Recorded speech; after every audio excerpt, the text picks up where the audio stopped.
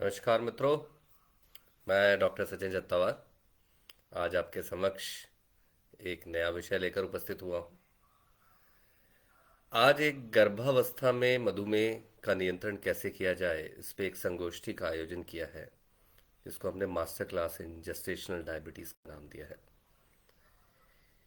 AIIMS नई दिल्ली से प्रशिक्षित और एम्स नई दिल्ली में कार्यरत प्रोफेसर डॉक्टर यशदीप गुप्ता और एम्स नई दिल्ली से प्रशिक्षित डॉक्टर नीलम पांडे भोपाल आई हैं। तो मैंने सोचा क्यों ना, जब हम दिन में इसी बात पे चर्चा करने वाले हैं, तो क्यों ना यह चर्चा आपके समक्ष भी हो, क्योंकि ये मुद्दा गर्भावस्था आपके बच्चे का भविष्य, आपके परिवार का भविष्य और देश के भविष्य का मामला है। क्या होता है ना कि जो आपके जो गुण हैं, जो नैसर्गिक गुण हैं, वो गर्भावस्था के दौरान कहीं ना कहीं आपकी माता से आपको मिलते हैं। तो ऐसे ही अच्छे गुण भी होते हैं, जैसे हमारे यहाँ कहानी है महाभारत में कि अभिमन्यु ने पेट में ही रहते हुए चक्रव्यूह कैसे इसमें प्रवेश करना है ये सीख लिया था। तो किसी भी प्रकार की अगर बाधा होती है, गर्भावस्था के दौरान कोई खलल पड़ता है या कोई रोक आती है, तो आपका अभिमन्यु चक्रव्यूह से बाहर निकलना नहीं सीख पाता।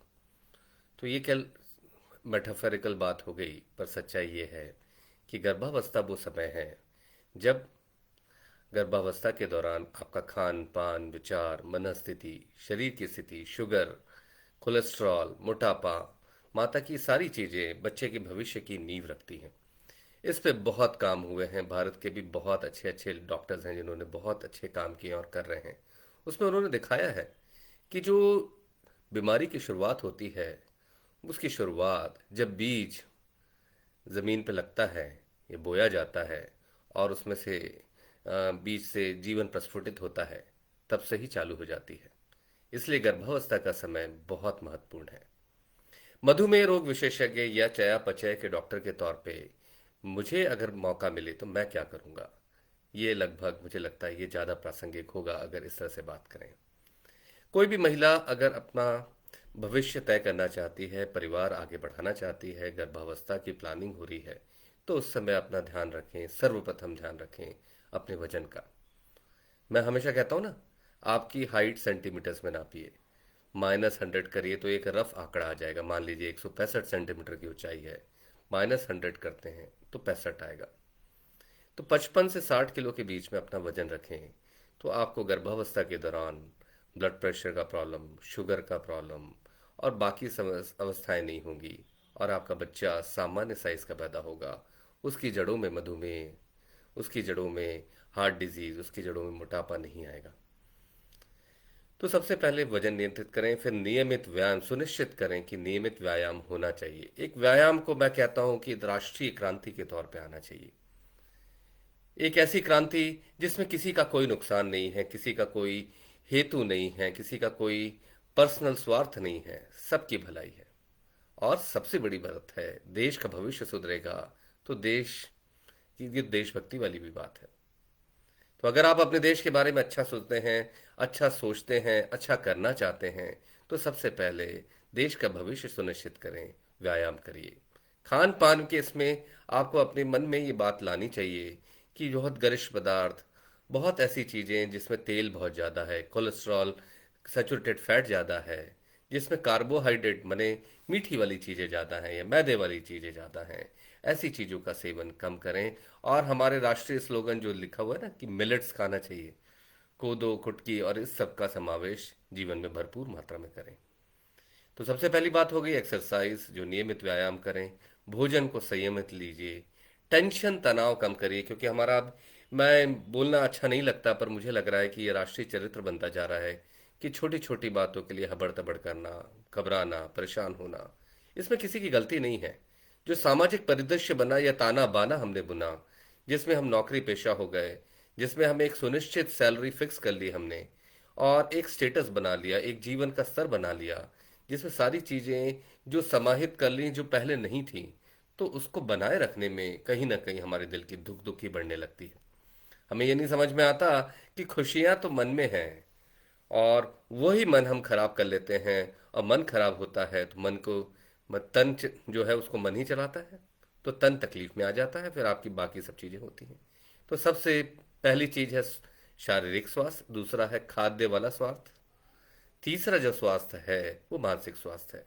इन तीनों चीज़ों का सम्मिश्रण, physical, mental and spiritual health, फिर आध्यात्मिक स्तर पर आप आइए और अपने जीवन को खुशहाल बनाइए।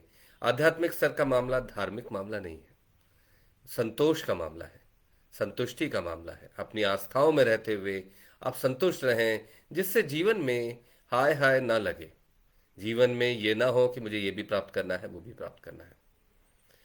तो ये सब चीज़ें हो जाती हैं। फिर भी आपको ऐसे और क्या क्या लक्षण हैं जो गर्भावस्था से पहले ही पता चल सकता है कि आपको मधुमेह हो सकता है गर्भावस्था के दौरान। तो आप गर्दन में देखिए कालापन नहीं होना चाहिए। मैं हमेशा बताता हूँ ये मार्कर है इंसुलिन रेजिस्टेंस का, इसको एक्यांथोसिस कहते हैं।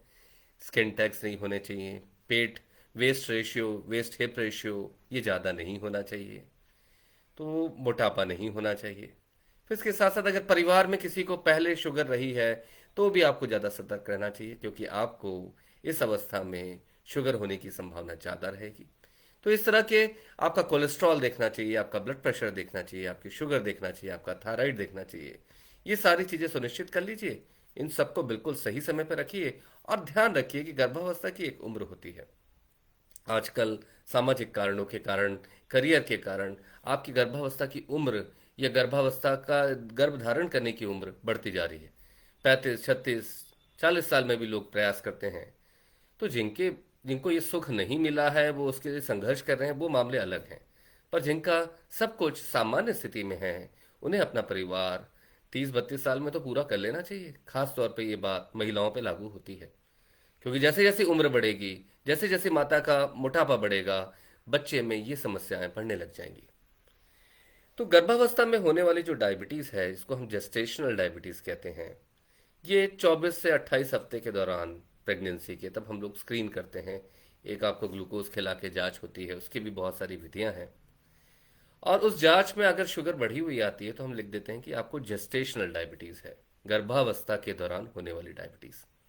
तो इस डायबिटीज़ तो हो गई। तो इलाज क्या है? देखिए, मैं हमेशा आपको पैमाना बताता हूँ। तो गर्भावस्था के दौरान होने वाली डायबिटीज़ का पैमाना ये है कि चाहे नाश्ते के पहले हो, चाहे लंच के पहले हो, चाहे डिनर के पहले हो, आपका जो शुगर है वो 100 के अंदर होना चाहिए। भोजन के 2 घंटे बाद, चाहे नाश्ते के 2 घंटे बाद हो, लंच के 2 घंटे बाद हो या डिनर के 2 घंटे बाद हो, यह शुगर 120 के अंदर आना चाहिए। 3 महीने का एवरेज, आप बोलेंगे डॉक्टर साहब आप हमेशा बोलते हो कि 3 महीने का एवरेज 7% होना चाहिए। पर मित्रों, गर्भावस्था के दौरान परिस्थितियां कुछ अलग हो जाती हैं।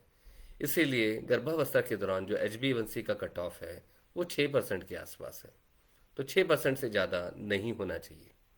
तो ये 3 चीज़ें हैं। अब प्राप्त कैसे करें? अगर मान लीजिए बढ़ गया, तो क्या बहुत घबराने की बात है? घबराने की बात नहीं है, समझदारी की बात है, क्योंकि हम सुनिश्चित कर रहे हैं भविष्य। अब भविष्य सुनिश्चित तभी होता है जब हम सही तरीके से निवेश करते हैं। तो इसको इस दृष्टिकोण से देखना होगा, घबराने वाली स्थिति में नहीं देखना। वो लोग घबरा जाते हैं कि मुझे तो शुगर हो गई, मेरा तो जीवन खराब हो गया। नहीं, सबसे पहली बात मैं इसलिए कहूंगा कि मेरा उद्देश्य डराना नहीं है, तो सबसे पहली बात ये बता दूं कि 100 में से 50 महिलाओं को जिनको 24 से 28 हफ्ते के दौरान शुगर बढ़ने लगता है, 50% लोगों में डिलीवरी के बाद शुगर बिल्कुल सामान्य हो जाता है। तो है कमाल की बात है ये एक आशा दिखाती है, इसलिए चिंता की बात नहीं है। और जिनका शुगर बढ़ गया है वो क्या करें, यही मुख्य उद्देश्य है। तो आपके डॉक्टर की सलाह में आप व्यायाम करें, व्यायाम तय करें कि डॉक्टर बताएंगे कैसा व्यायाम करना चाहिए, आपकी परिस्थिति के अनुरूप वो व्यायाम बताएंगे। फिर आपका कोलेस्ट्रॉल, ब्लड प्रेशर, सारी चीज़ें देखेंगे। दूसरा, आपका खान पान में अंतर बताएंगे। तो खान पान में अंतर बने सामान्य खाना। कई बार क्या होता है कि लोग बहुत अतिरिक्त भोजन लेने लगते हैं और वो कहीं ना कहीं मोटापे का कारण बन जाता है। तो गर्भावस्था के दौरान पौष्टिक अनाज तो लेना है, क्योंकि आप देश के भविष्य को खिला रहे हैं, बच्चे के लिए कर रहे हैं। तो वहाँ तो ध्यान रखेंगे, पर एक अच्छे योग्य हार्मोन रोग विशेषज्ञ को दिखाएं, तो वो आपका खान पान भी सुनिश्चित करेंगे। आवश्यकता पड़ने पर वो आपको दवा लिखेंगे। लोग क्या है कि सुई से बहुत घबराते हैं। इंजेक्शन लगाना इंसुलिन का, लोगों को लगता है कि कुछ भी कर लें, मुझे इंजेक्शन नहीं लगना चाहिए। पर दुर्भाग्य की बात है कि हमारी बहुत सारी दवाएं गर्भावस्था के दौरान नहीं दी जा सकती। तो एक मेटफॉर्मिन की गोली आती है, उसके बाद अगर कुछ बच जाता है तो वो है इंसुलिन। तो इंसुलिन का इंजेक्शन अगर डॉक्टर बोले तो आप बिल्कुल उसमें मना मत करिए। सुनिश्चित करिए कि जो पैमाने हैं जो मैंने आपको बताया, कि किसी भी प्रकार के भोजन से पहले, हर चाहे नाश्ता हो चाहे लंच हो चाहे डिनर हो, खाली जो शुगर है वो 100 के अंदर आए, और भरे पेट मतलब भोजन के 2 घंटे के बाद 120 के अंदर आए। इस पे ध्यान दीजिए। नहीं ध्यान देंगे तो क्या होगा? देखिए, बहुत सारे शोध हुए हैं जिसमें माता से संबंधित भी बहुत खतरनाक बातें देखी गई, बच्चे से संबंधित भी देखी गई। पर मोटे तौर पे जेस्टेशनल डायबिटीज में जो बिल्कुल स्पष्ट तौर पे दिखता है कि ये हो जाता है, वो है बच्चे का वजन बढ़ना, जिसको हम कहते हैं, अगर 4 किलो से ज्यादा का बच्चा पैदा हुआ तो हम कहते हैं मैक्रोसोमिक चाइल्ड। सामान्य से बड़ा बच्चा, ऐसा बच्चा जो मोटा भी है, ऐसा बच्चा जिसकी जड़ों में भविष्य में होने वाली मोटापे की बीमारी भी आ गई, डायबिटीज की, हार्ट डिजीज की और अन्य परेशानी आ गई। बड़ा बच्चा है, मोटा बच्चा है, तो सामान्य नॉर्मल डिलीवरी होने में बहुत तकलीफ है। नॉर्मल डिलीवरी लंबी खींच सकती है। बच्चे का पता चला शोल्डर में प्रॉब्लम आ गई, कुछ कोई तकलीफ हो गई, कोई चोट लग गई, या डिलीवरी के बाद अचानक ब्लड प्रेशर शुगर कम हो गया, कुछ अम्ल कम हो गया, सोडियम पोटेशियम, तो ये जो समस्या है ये बच्चे के लिए जानलेवा स्थिति हो जाती है। इसलिए ज़रूरी है कि इस अवस्था के दौरान हम शुगर नियंत्रित करें। दूसरी बात ये आती है कि शुगर नियंत्रित जब आप करते हैं तो बच्चे में एक तो बच्चे के साइज में अंतर आता है, बच्चा एक सामान्य साइज का पैदा होता है। दूसरी, उसकी बाढ़ अच्छी होती है, और माता को ब्लड प्रेशर और बाकी सब समस्याएं भी नहीं होती। तो ये सब चीज़ें जो देखते हुए हमें ये निर्णय लेना होता है कि इस समय हम बिल्कुल बराबर डॉक्टर को दिखाएं, हर महीने दिखाएं। चार्ट बनाते हैं ना हम लोग, मेरे बहुत से मरीज हैं जो गर्भावस्था के दौरान मुझे दिखा रहे हैं, तो वो चार्ट बनाकर दिखाते हैं और हम डोज सुनिश्चित करते हैं, और कोई समस्या नहीं होती। और सबसे बड़ी बात यह है कि जब आप अच्छे डॉक्टर की सलाह में रहते हैं तो डिलीवरी भी बढ़िया होती है, और बच्चा भी आपको स्वस्थ बच्चा गोद में मिलता है, और किसी भी प्रकार की कोई संभावनाएं अगर होती भी हैं तो आप सही इलाज में उसको दूर कर लेते हैं। तो इसलिए जब भी आपको आ, आप भविष्य की प्लानिंग कर रहे हैं, आप गर्भावस्था की प्लानिंग कर रहे हैं, आप चाहते हैं कि आप गर्भधारण करना चाहते हैं, तो मेरी इन बातों का ध्यान रखिए। नियमित व्यायाम करिए, वजन अपना सुनिश्चित करें कि सामान्य के दायरे में आए, मानसिक तनाव नहीं होना चाहिए, और किसी भी प्रकार की चयापचय मेटाबॉलिज्म की बीमारी है तो अपने हार्मोन रोग विशेषज्ञ को दिखाएं। वो सुनिश्चित करेंगे कि आप गर्भाधान से पहले पूरी तरह से स्वस्थ हों, और जीवन में खुशियां का पदार्पण होने लग जाएगा। आशा है आपको मेरी बात समझ में आई होगी। धन्यवाद।